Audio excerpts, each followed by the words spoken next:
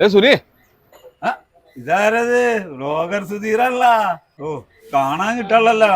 ഇവിടെയൊക്കെ ഉണ്ടോ? അരി മേടിക്കണ്ടേ? അതിനുള്ള ഓട്ടത്തിലാ. അവിടെ നമ്മുടെ രാജീവ് പഴവൂരാനെ കണ്ടോ? പഴവൂരാനല്ലേതായിരിക്കണേ. അതെ, എന്ത് പിന്നെ വിളിച്ചേ? ഞാൻ തിരിച്ച് വോഡാഫോണിലേക്ക് വന്നല്ലോ. വോഡാഫോണിൽ 2 നമ്പറിൻ്റെ ഒരു സ്കീമുണ്ട്. അപ്പോൾ ആ സ്കീം പറയാൻ വേണ്ടി ഞാൻ ഇവിടെ കസ്റ്റമറെ കണ്ടുകഴിഞ്ഞപ്പോൾ ആ കസ്റ്റമർ പറഞ്ഞ് അവരുടെ സ്ഥാപനത്തിൻ്റെ ഒരു വ്ളോഗ് ചെയ്യാൻ പറഞ്ഞു. നമുക്ക് ഇവരും ചെയ്ത് കൊടുക്കണത് നമ്മൾ ചെയ്തു കൊടുത്തു കഴിഞ്ഞാൽ അവർക്ക് എന്തെങ്കിലും ഒരു ഉപകാരം വേണം. പിന്നെ അവർ പറയുന്ന കാര്യങ്ങൾ ജെന്യൂനായിരിക്കും. ഒരു കാര്യം ചെയ്യും, നമുക്കൊരു 3-4 ദിവസം കഴിയട്ടെ. ഞാൻ ഒരുപാട് നീണ്ടു പോകണ്ട. ഇന്ന് തന്നെ ചെയ്യാൻ പറ്റില്ലെങ്കിൽ ചെയ്യും. ഇന്ന് ചെയ്യുകയാണെങ്കിൽ എനിക്കൊരു ഗുണമുണ്ട്, ഒരു കണക്ഷൻ കൊടുക്കാനെങ്കിൽ നിനക്കൊരു ഗുണം കിട്ടും. എന്നാ ശരി, എന്നാ പോയേക്കാം. ചായ കുടിക്ക്.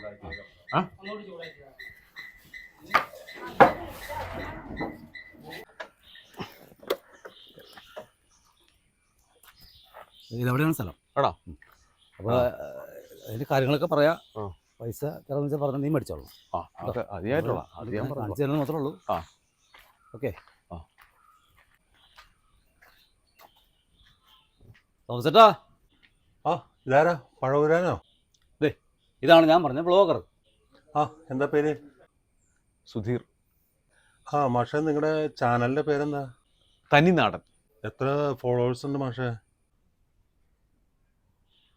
1 മില്യൺ.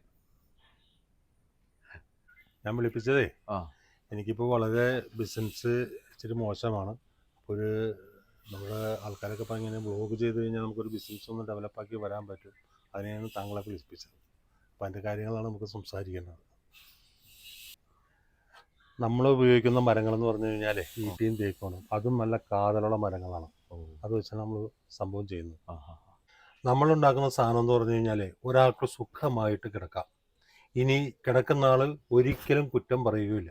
എന്തായാലും ഇതൊരെണ്ണം വാങ്ങി വീട്ടിൽ വെച്ചാൽ ഉപകാരപ്പെടും.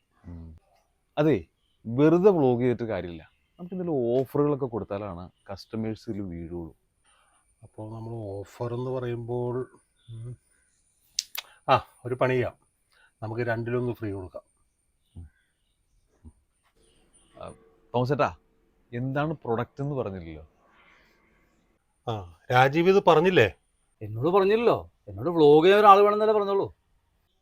അല്ല, അത് എന്ത് സാധനം? അത് പെട്ടിയേ, ശവപ്പെട്ടിയേ.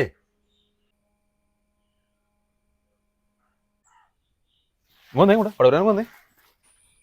അല്ല, പൈസയുടെ കാര്യമൊന്നും പറഞ്ഞില്ലല്ലോ. ഒരു കാര്യം പറഞ്ഞേക്കാം, ഈ വക ആൾക്കാരുടെ അടുത്തേക്ക് എന്നെ വ്ളോഗ് ചെയ്യാൻ വിളിക്കരുത്. എങ്ങനെയെങ്കിലും ഞാൻ ജീവിച്ചോട്ടെ. ഒരു ശവപ്പെട്ടി, ഞാൻ വല്ല പറഞ്ഞാണല്ലോ, ശവപ്പെട്ടി. ഇയാൾക്ക് എന്റെ വട്ടാട്ടാണ് ഭ്രാന്ത്. ഇങ്ങനെയുണ്ട് മനുഷ്യന്. തോമസേട്ടൻ വന്നേക്കണം. ഷടാ.